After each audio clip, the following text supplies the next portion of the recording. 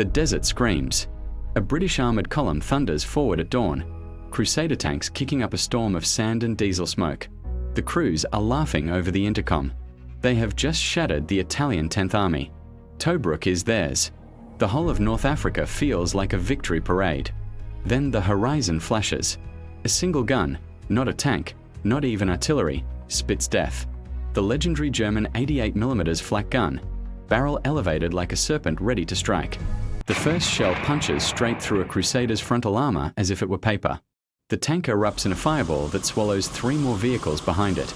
Turrets cartwheel through the air. Men scream as white-hot steel cooks them alive inside their own machines. Panic rips across the British net. What the hell is that?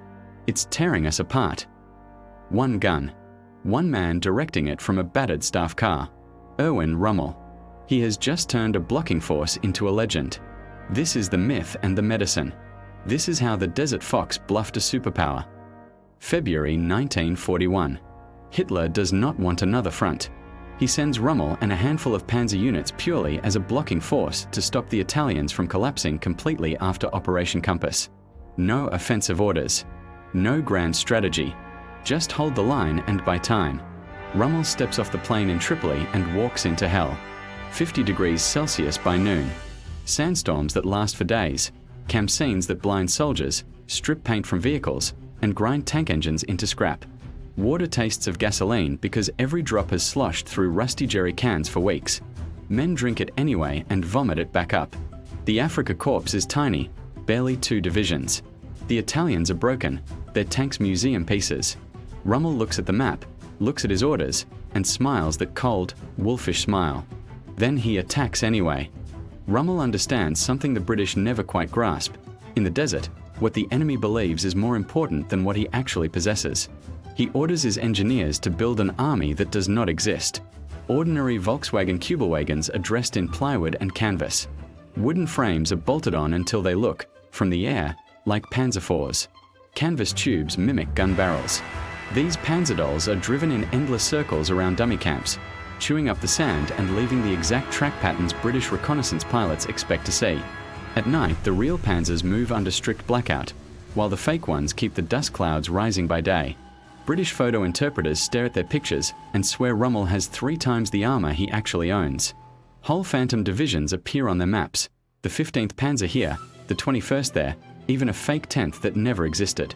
The Desert Fox is playing the oldest trick in the book on the world's most powerful empire. He is making them see ghosts. And the ghosts are winning. But illusions alone do not kill tanks. Rommel's real genius is movement and firepower married together like never before. He treats his panzer divisions like warships on a featureless ocean. No trenches, no fixed lines, only fluid, violent maneuvers. And he is the first commander to truly unlock the terrifying potential of the 88mm Flak gun as a primary anti-tank weapon. British tanks in 1941 carry the pathetic 2-pounder, a pop gun that bounces off German armor beyond 500 yards. The 88mm, however, can reach out 2 kilometers and punch through anything the British or Americans have. Rommel takes these anti-aircraft guns, buries their wheels in sand, camouflages them behind low ridges, and uses them as snipers. He places them on the open flanks while his panzers swing wide in the classic left hook. The British charge straight at the dummies and the visible tanks, and run straight into the invisible 88s waiting in ambush. One after another, Matilda and Crusader tanks bloom into orange fireballs. Crews who survive the first hit bail out only to be machine-gunned by the same guns that killed their vehicles. Rommel's radio voice, calm and icy, directs the slaughter from his forward command car. 88s engage at will. Panzers, now. It is not brute force. It is choreography. And the British never see the conductor. Yet even the Desert Fox cannot conjure fuel from sand. Every drop of gasoline, every shell, every liter of water must cross the Mediterranean from Italy. And the Royal Navy and RAF, operating from the unsinkable aircraft carrier called Malta, are waiting. Convoy after convoy is torn apart. In some months, 70% of Rommel's supplies, fuel, food, spare parts, sink to the bottom. Tankers explode in towering columns of black smoke. Soldiers in the desert open empty ration tins and stare at nothing. They lick dew from truck tarpaulins at dawn and ration water to half a cup a day. Engines seize from lack of oil. Men collapse from dysentery and heatstroke. Rommel writes in his diary the words that reveal the lie cracking apart. Our greatest enemy is not Montgomery. It is the Mediterranean. He watches his unstoppable advance slow, then stall, not because the British have suddenly become brilliant, but because his tanks literally run out of gas on the edge of victory. Montgomery has prepared the battlefield like an industrial slaughterhouse. Minefields 10 miles deep, thousands of guns, endless ammunition. Rommel's fuel tanks are almost empty. His panzer divisions can barely move 10 kilometers before they must stop and wait for a convoy that may never arrive. The battle is not a duel of genius. It is attrition on an apocalyptic scale. For 12 days, the desert shakes under continuous artillery fire. Sand turns to glass under the explosions. Men fight in waist-deep minefields while their bodies bake inside steel coffins. Rommel, flown back from Germany, watches his last reserves burn away.